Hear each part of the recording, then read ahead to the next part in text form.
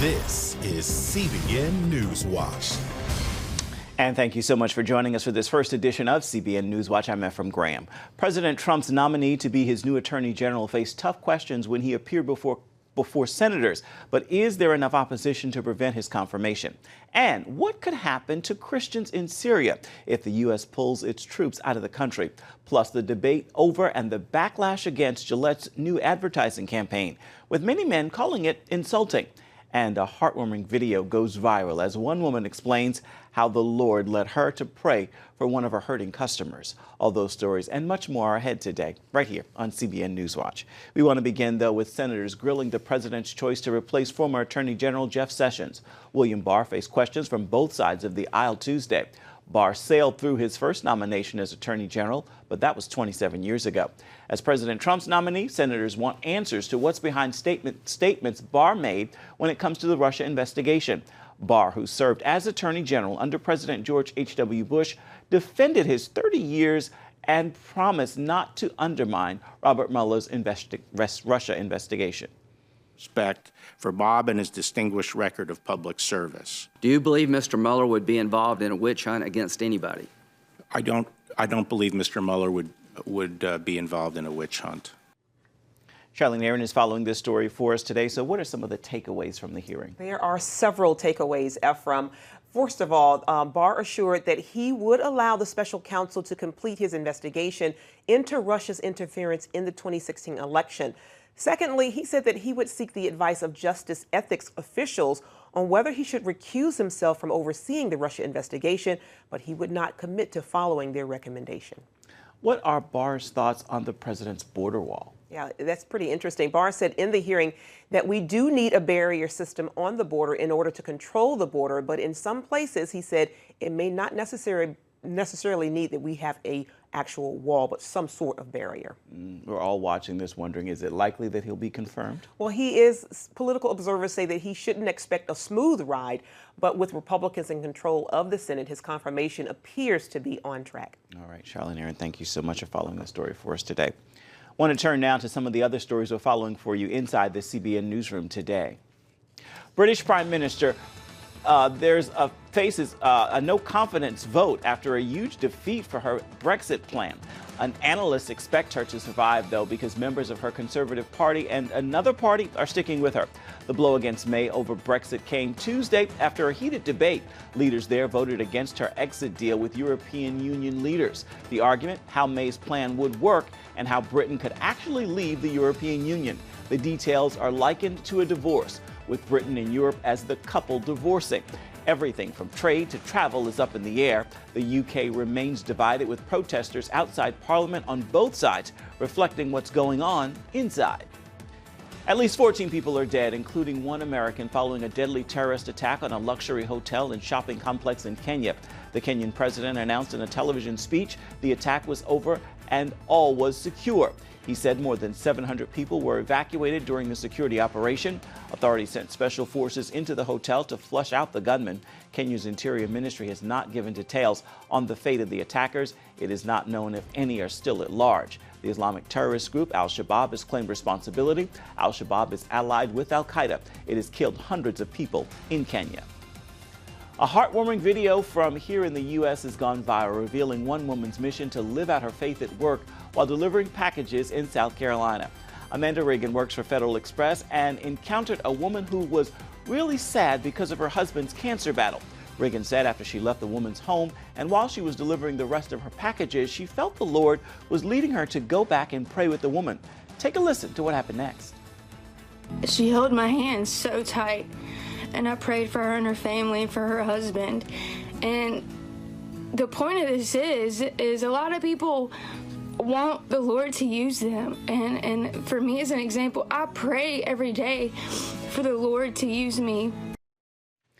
That story led evangelist Franklin Graham to ask his online readers, have you asked God to use you today? Now, you can watch this full video and read the story at cbnnews.com along with our other top stories of the day.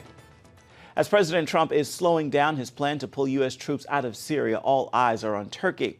America's NATO ally is anxious to rid its neighbor of Kurdish fighters, and it is pushing back against United States concerns about protecting the Kurds. Syria's Christians fear what a Turkish invasion will mean for them when the U.S. leaves. CBN's Jennifer Wishon is on this story. For President Donald Trump, getting U.S. troops out of Syria fits neatly into his America First foreign policy. But I don't want to be in Syria forever. It's sand, and it's death. But as the U.S. prepares to draw down, Assyrian Christians fear they'll be wiped out as Turkey eyes a new opening to go after its foe, the Kurds. In an open letter to the world, Syriac Assyrian Christians write, 100,000 Syriac and other Christians will be killed or driven away if Turkey invades. Turkish jihadists hunted down the Christians and Yazidis of Afrin in northwest Syria. They will do the same again, but at a much wider scale. They're referring to the ongoing cross-border operation into the Kurdish city of Afrin, launched by Turkey in March. And it's not just the Turkish military. Christians fear Turkey's Islamist agents, who have no respect for religions outside of Islam.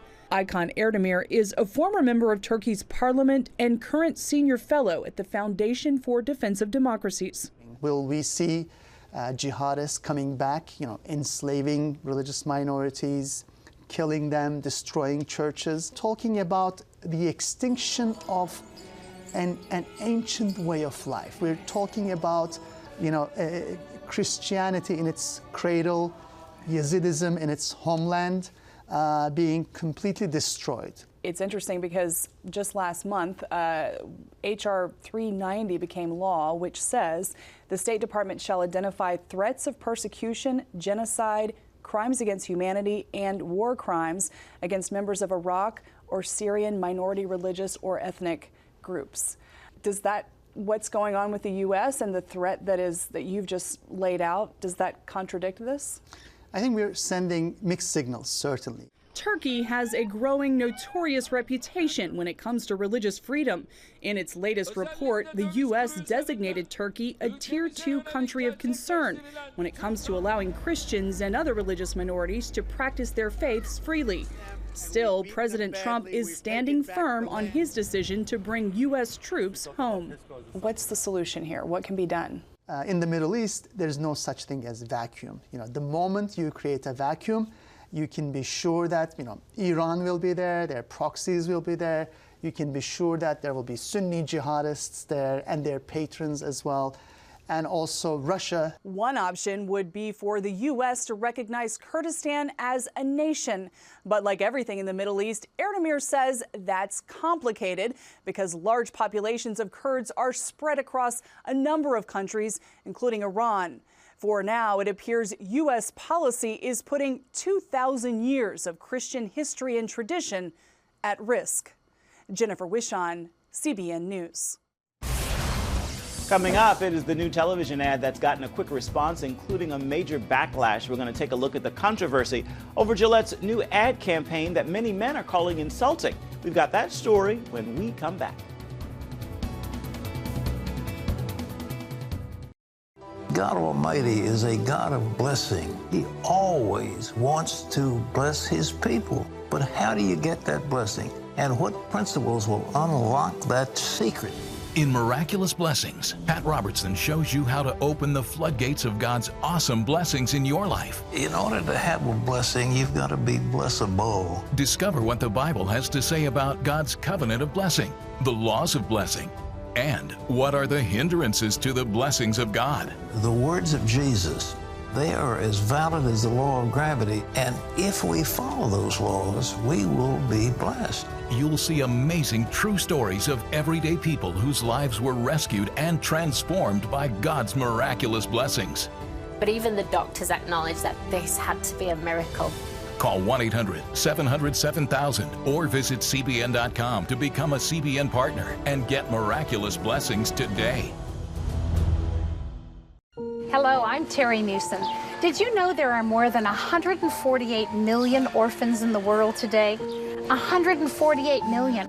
But it was 3 little girls that taught me about the plight of orphans.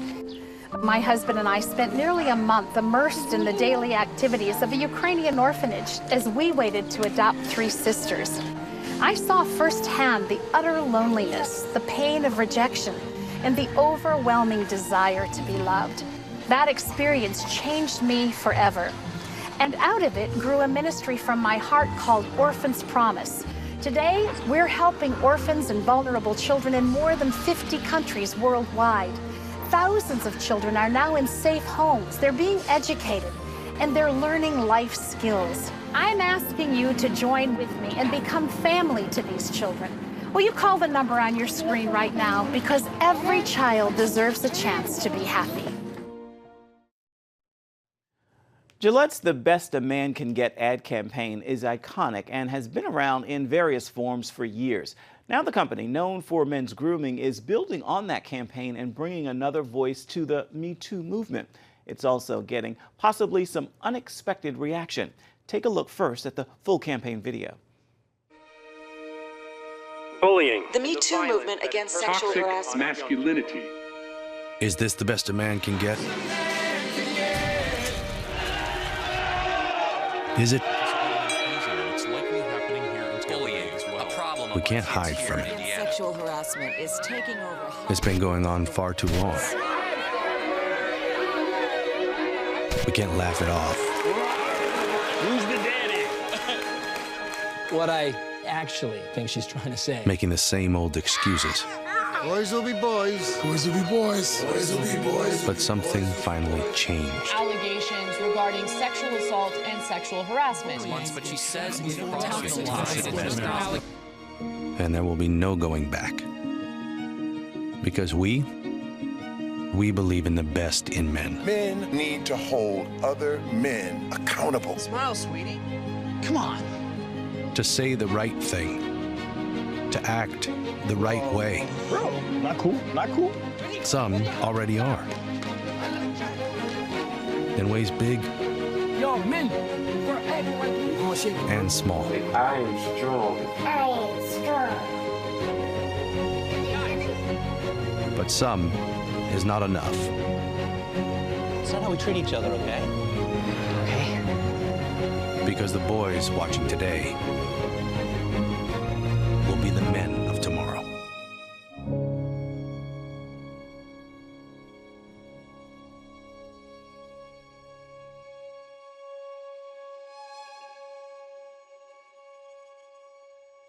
Now the ad is getting strong responses both for and against it. Charles Taylor wrote about it in Forbes, saying, Taylor, by the way, is a professor of marketing at Villanova and the editor-in-chief of the International Journal of Advertising. He wrote, reaction to We Believe in the Best in Men has been overwhelmingly negative, with comments on its own YouTube channel running negative by an astonishing 10-to-1 margin. Taylor says there are those who like it say it is simply trying to reinforce positive behavior. Now, those against it are among a large group who say it is insulting to men and full of stereotypes. I spoke with CBN News contributor Chuck Holton, who's also the author of Making Men: 5 Steps to Growing Up, to get him to weigh in on the debate. Chuck, let's begin, first of all, with your reaction to the campaign. Well, Ephraim, I would say if people think that that's offensive, I would say they'd probably have to work a little bit harder if they want to offend me. I mean, in reality, you're just making a ad campaign aimed at men, trying to encourage men to be better. I'm not sure exactly what's wrong with that. So exactly what did the ad get right in your estimation?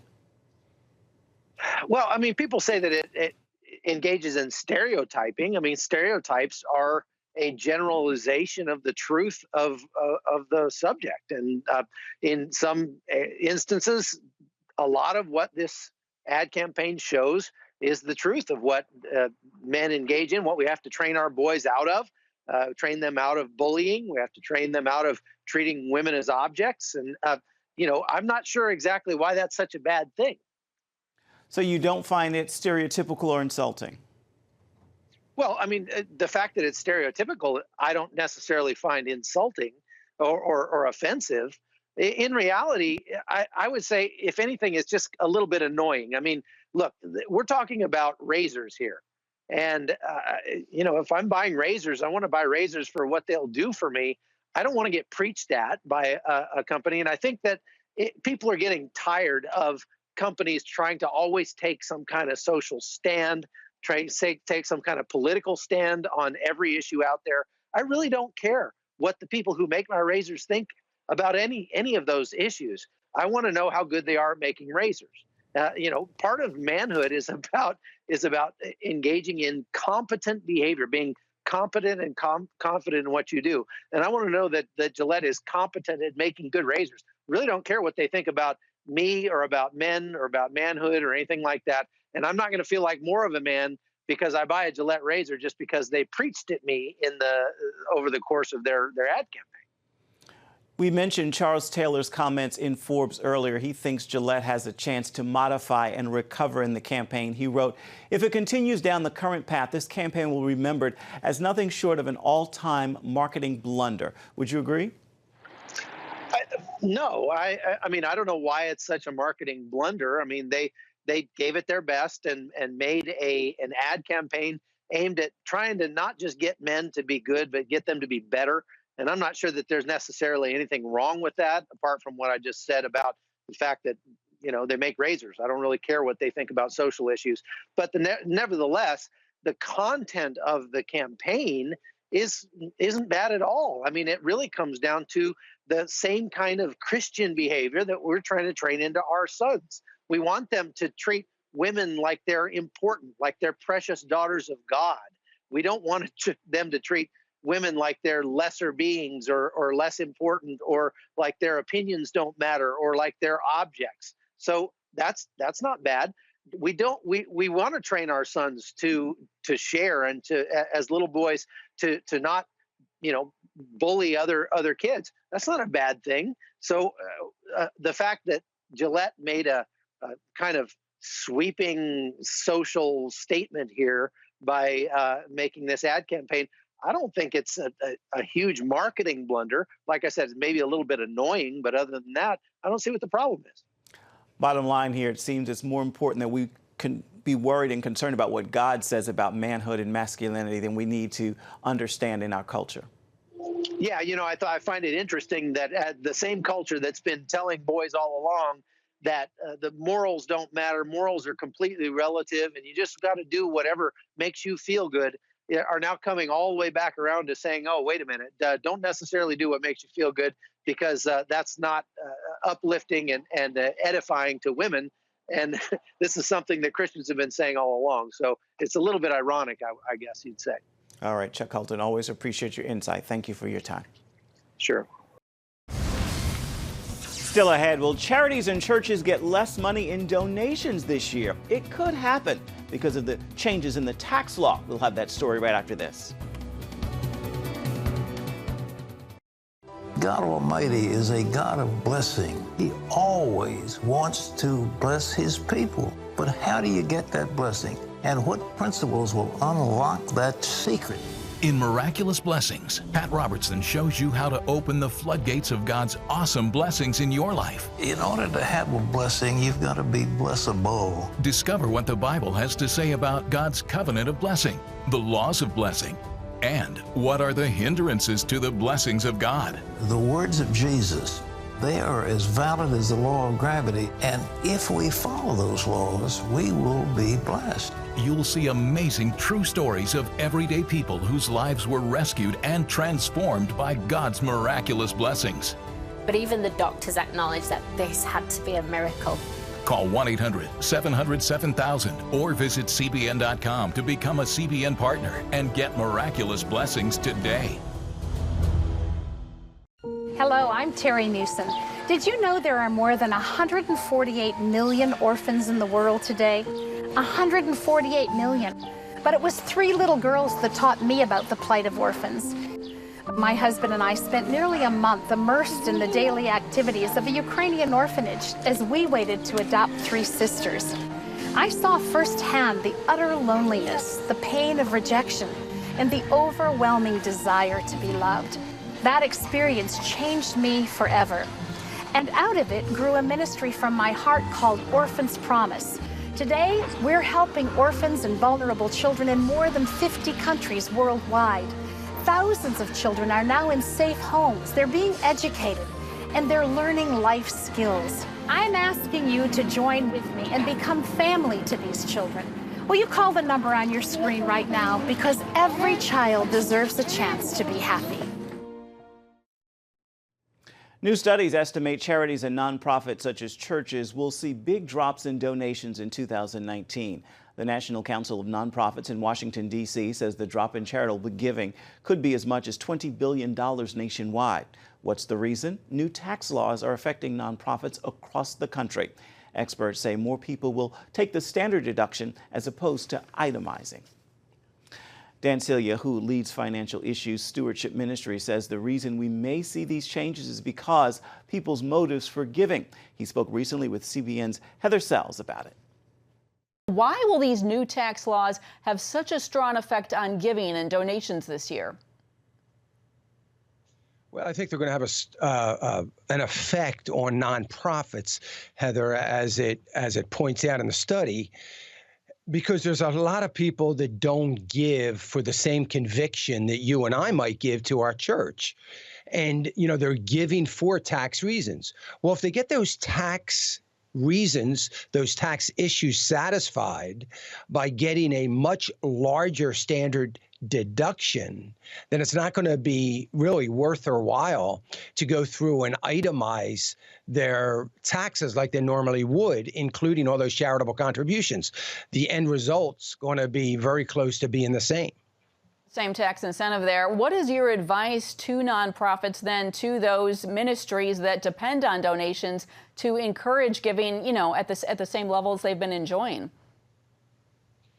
Well, I think the best advice I could give to those ministries is to encourage and remind their donors of the mission and help them understand that you are giving not for a tax deduction, I hope, but you're giving either, you know, as part of your commitment to the kingdom work that those ministries are doing. I think the nonprofits along the lines of Red Cross and some other, not that they're not doing a great work, but they might struggle a little bit more. So the best thing that the ministries can do is continually remind people of what their gift is being used, why they are giving, and help raise awareness that we are giving from a faith-based standpoint because of the kingdom work that a particular ministry is doing, not for a tax benefit. The tax benefit is nice, but that's not why we give, I hope. Right. So we just have about 30 seconds, but I want to ask you, a lot of people are struggling with debt this time of year after spending all that money on Christmas presents. What advice do you have for people who are struggling with their finances at the beginning of the year? Right now, be sold out committed that this is the year you're going to start pecking away. All through Scripture, we hear little by little wealth grows. Little by little, we peck away at our debt. Just a little bit more extra to the principle of that debt and be committed to it, maybe even sacrificing a few things, is going to go a long way to getting rid of that debt. And then staying away from it, that's another story. Right. All right. Well, Dan Celia with Financial Issues Stewardship Ministries, thank you so much for your time. Coming up, a look at our conversation with one of the most successful new artists of last year, Miranda Curtis. Her album debuted at #1 on the Billboard Gospel Chart. We'll have the story with her when we come back.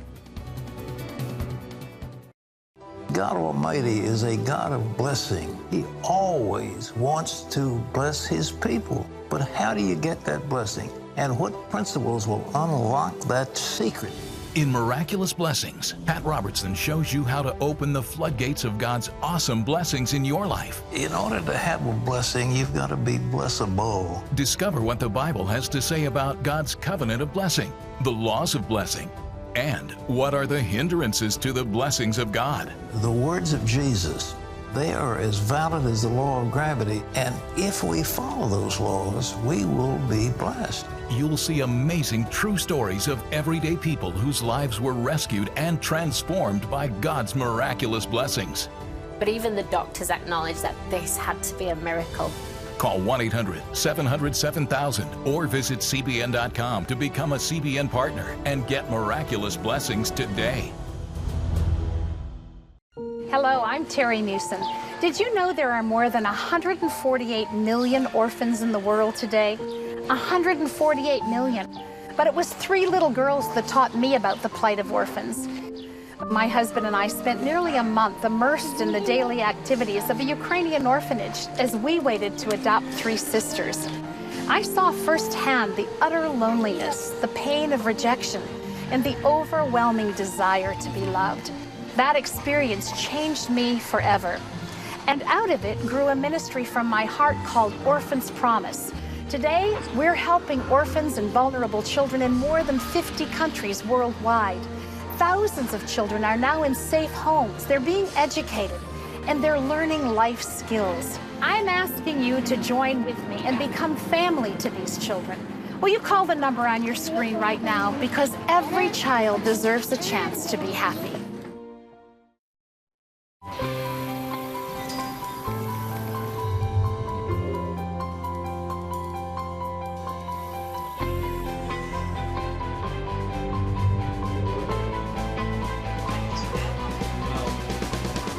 Region's first ROTC graduate student.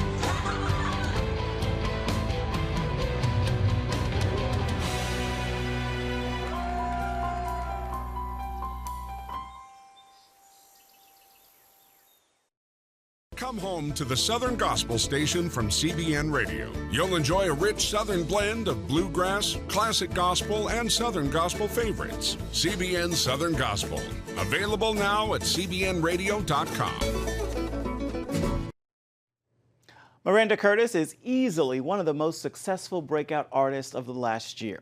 Her album, Open Heaven, debuted at #1 on the Billboard Gospel charts with more than 13 million streams. And she is the special guest on today's edition of Studio 5.